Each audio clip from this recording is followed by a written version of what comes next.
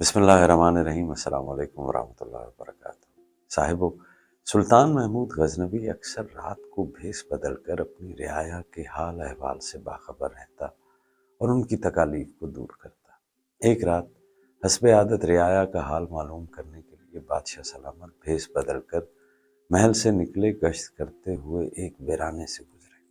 وہاں چند آدمی بیٹھے آہستہ آہستہ باتیں کر رہے تھے۔ سلطان بھی ان کے قریب جا بیٹھا۔ دعا سلام کے بعد پوچھا، تم لوگ کون ہو اور رات گئے یہاں کیا کر رہے ہو؟ انہوں نے جواب دیا، ہم چور ہیں، اور اب یہ بتاؤ کہ تم کون ہو؟ سلطان نے کہا، بس میں بھی تمہیں میں سے ہوں۔ یہ سن کر وہ خوش ہوئے اور خوش آمدید کہا۔ وہ آپس میں اپنے اپنے ہنر اور کمال کے بارے میں باتیں کر رہے تھے۔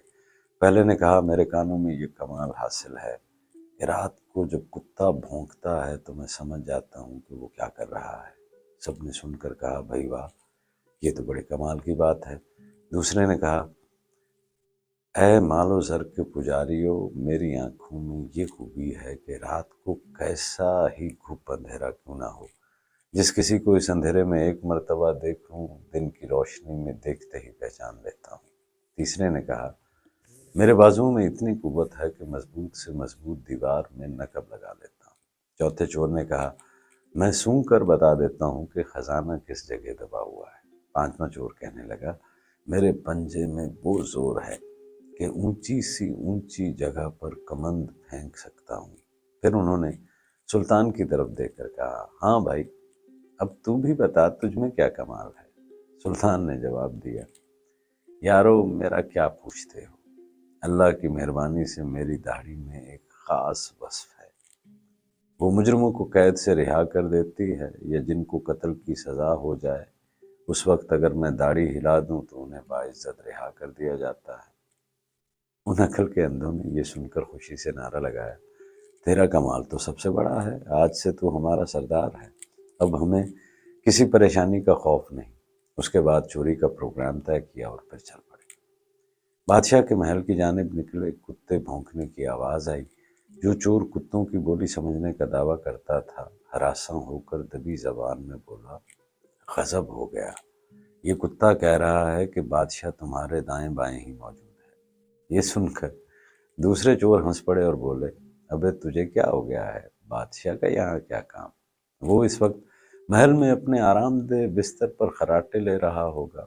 اتنے میں دوسرے چور نے کہا، دوستو، شاہی خزانہ قریب آ گیا ہے اور بس اب تم اپنے اپنے فن کا مظاہرہ کرو۔ کمند پھینکنے والے نے محل کی چھت پر کمند پھینکی، پھر وہ سب آہستہ آہستہ کمند کے ذریعے محل کی چھت پر جا پہنچے۔ نقب زن نے نقب لگائی اور اس کمرے میں ساتھیوں کو لے گیا جہاں شاہی خزانہ موجود تھا۔ جس کے جو ہاتھ لگا جی بھر کر سمیٹا، اشرفیاں، ہیرے جواہر، سونے چاندی کے برتن وہاں سے نکال کر سارا مال ایک محفوظ جگہ پر چھپا دیا اور خود اپنی جائے پناہ میں جا کر بیٹھ گئے۔ سلطان موقع پا کر وہاں سے کھسک آیا۔ دوسرے دن بادشاہ نے سپاہیوں کو اس جائے پناہ کا پتہ دے کر چوروں کی گرفتاری کا حکم دیا۔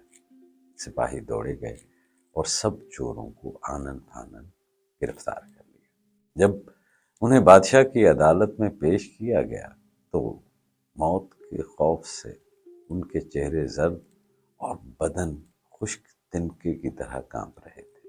ان میں سے وہ آدمی جو رات کی تاریکی میں کسی کو دیکھ کر دل میں پہچان لینے کا دعویٰ کرتا تھا، اس کی نظر جو ہی سلطان کے چہرے پر پڑی تو اس نے ہاتھ بند کر عرض کی کہ ہم سب تو اپنا اپنا کمال دکھا چکے، ہم میں سے کسی کا فن ہماری جان بچانے کے کام نہ آیا۔ بے شک ہمارا ہر کمال بدبختی اور آفت ہی ڈھاتا رہا، یہاں تک کہ ہمارے ہاتھ اور پاؤں بند گئے۔ جلاد ہماری گردنیں اڑا دینے کے لیے کھڑا ہے، ہمارے ہنر ہمیں موت کے پنجے سے نہیں چھڑا سکتے۔ اے ہمارے رات کے ساتھی، اب وقت آ گیا ہے کہ آپ اپنے فن کا مظاہرہ کریں، اب آپ اپنی داڑھی ہلائیں تاکہ ہماری جان بچ جائے۔ سلطان محمود کو اس کی بات سن کر رحم آ گیا۔ اس نے اپنی گردن ہلا کر حکم دیا کہ ان کو رہا کر دیا جائے۔ صاحبو، اچھا ہنر مصیبت میں کام آتا ہے، جبکہ برا ہنر ایسے وقت کھجور کی بنی ہوئی رسی کی مانند ثابت ہوتا ہے۔ اللہ کریم ہمیں اچھے ہنر عطا فرمائے، اچھے ہنر کا اچھا استعمال عطا فرمائے، آپ کو خیر ملے اور خیر مانگے۔